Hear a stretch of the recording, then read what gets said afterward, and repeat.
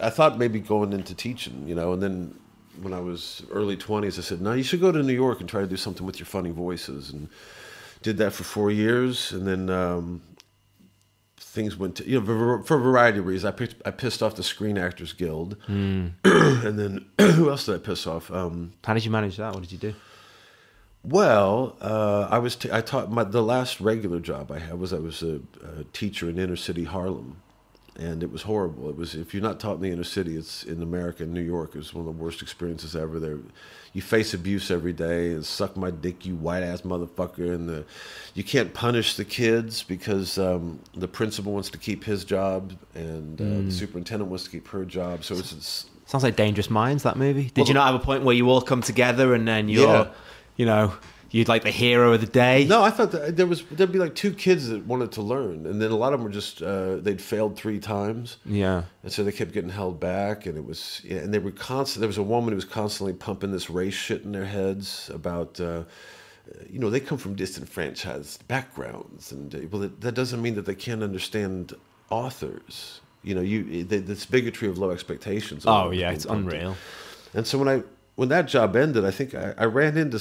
I met some guy or something, and he said, well, you should do voices. You know, I've got an agent. And I hooked up with this agent, and I heard there was a strike going on at the time with the Screen Actors Guild.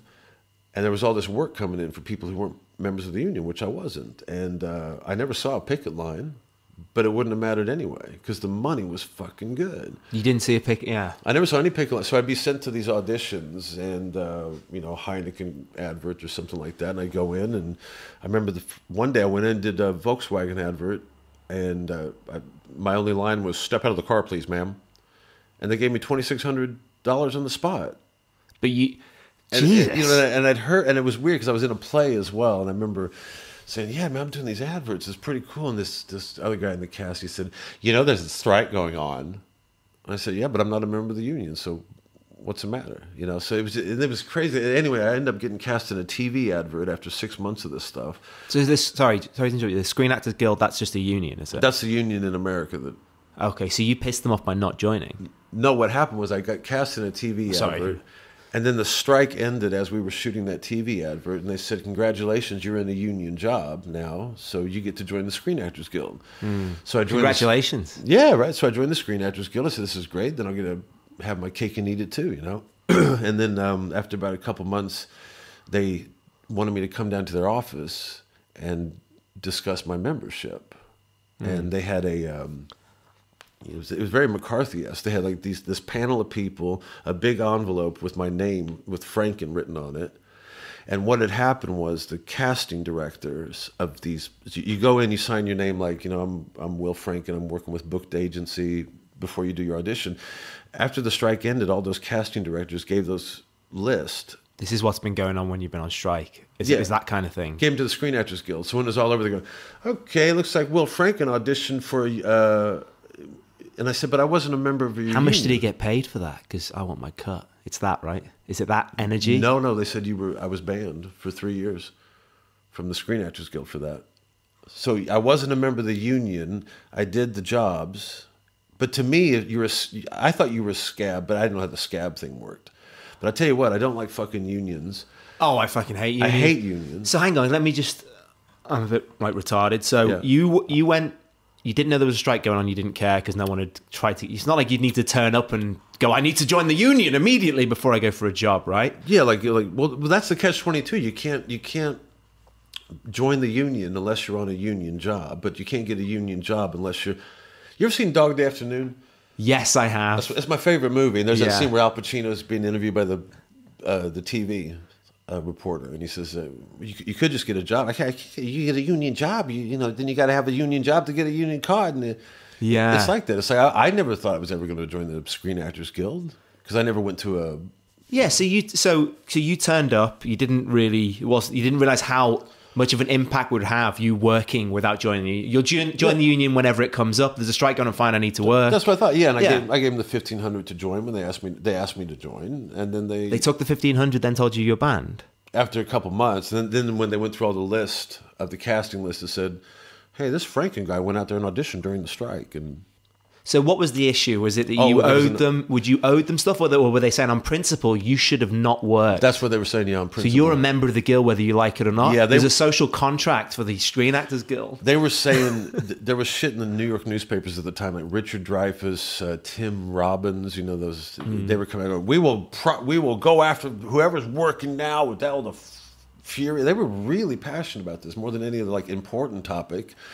What they wanted was to be. I don't know, to me, if you come from a small town in Missouri, $2,600 is a lot for saying, step out of the car, please. Yeah, it'd be rude not to take it. It's stupid. It's like, how much more do you guys need? This is crazy money, you know? I didn't have much sympathy for them. And years later, the Writers Guild went on strike for the sitcoms. And people that were really vociferous about the Writers Guild strike were writers for The Office. And I thought, you didn't even come up with that show. That was Ricky Gervais's show. Yeah. So where do you get the balls? Ricky Gervais and Stephen Merchant wrote The Office, and then he sells it to Americans, and you get a team of writers, and you're claiming that the Writers Guild of America and writers aren't being treated fairly. Once upon a time, writers had to have their own fucking ideas. Yeah. Oh, I have no sympathy for those cunts. I fucking hate unions because I like the idea of, hey, it's in.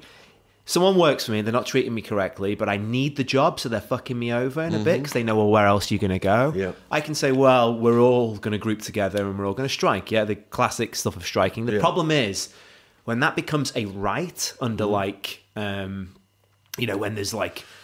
People feel like it's a bigger thing than it actually is. It's just me and you saying, let's not turn up to work. That's all being in a union is. Yeah. But now there's all this bullshit around it. There's power there, and that's what you experience. Well, there's mafia there in America. It's mafia, yeah. I mean, even attracted the mafia. It's the same thing. Yeah. The government is the mafia, right? Yeah. The mafia is the mafia, and now unions are also the mafia. The reason the UFC didn't get to New York forever because of the culinary union. It wasn't even the pearl clutching, let's not beat each other up brigade. It was, no, we want to be in station casinos, which is a bunch of casinos, and that company also owns the UFC, so your sporting event can't be here. Have you seen The Wire? Oh, I've seen it all, yeah, it's great. Yeah, I think that's somewhere in it, because there was something else inner city school teaching. Yeah. That no other show, I think, has captured. And I think he even said himself, the creator, said that his idea was to write about compromise. It's not about the good guys get rewarded and the bad guys go to jail. In the real world, it is all about some nasty, kind of unseemly compromises. Yeah. Unions are definitely a big part of that, man.